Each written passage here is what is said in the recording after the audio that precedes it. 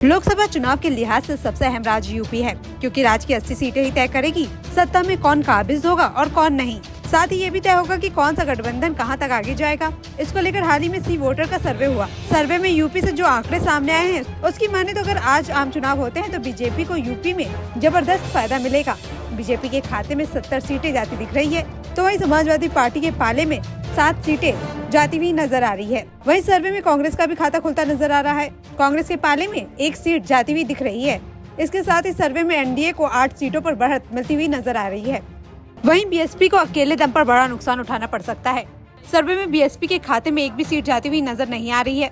यहाँ पर बीएसपी के 10% वोट खिसक सपा के खाते में जाते हुए नजर आ रहे हैं। इस बार बीएसपी को 8.4% वोट मिलने जा रहा है। 2019 के आंकड़ों की बात करें तो पिछली बार यानी 2019 में बीएसपी को 19.4% वोट मिले थे। यानी अकेले चुनावी मैदान में उतरने जा रही बीएसपी को बड़ा नुकसान हो सकता है।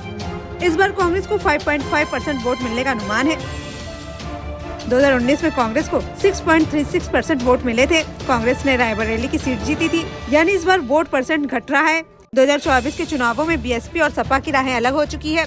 दोनों पार्टियां अलग अलग चुनाव लड़ने जा रही है। 2024 में सपा और कांग्रेस अलायंस में चुनाव लड़ने जा रही है। हालांकि अब तक आरएलडी की राहें साफ नहीं हो पाई है। इस बार आम चुनाव से पहले आए सर्वे में सपा को जबरदस्त फायदा मिलता दिख रहा है। 2019 में सपा को 18.11% वोट मिले थे, लेकिन इस बार 11.99% वोट का फायदा पहुंच रहा है। सपा को 30.10% वोट मिलने जा रहा है। सपा पिछली बार बीएसपी के साथ गठबंधन में था और उसका वोट बीएसपी उम्मीदवारों के खाते में भी पहुंचा था। इस बार बीएसपी अलग है। वहीं इस बार बीजेपी को 70 सीटें मिलने जा रही है।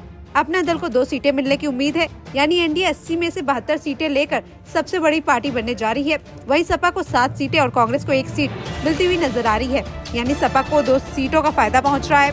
कांग्रेस अपने पुराने किले को बरकरार रखेगी। हालांकि सर्वे में बीएसपी को सबसे बड़ा झटका लगने जा रहा है। उसे 1 भी सीट मिलती हुई नजर नहीं आ रही है। 2019 में एनडीए को 64 सीटें मिली थी, बीजेपी को 62 और अपना दल ने 2 सीटों पर जीत दर्ज की थी। बीएसपी को 10 सीटों पर जीत हासिल हुई थी। सपा को 5 सीटें मिली थी।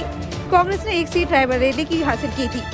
इस हिसाब से देखें तो इस बार सबसे ज्यादा बीएसपी को झटका लगने वाला है। नमस्कार, मैं हूं मानक गुप्ता।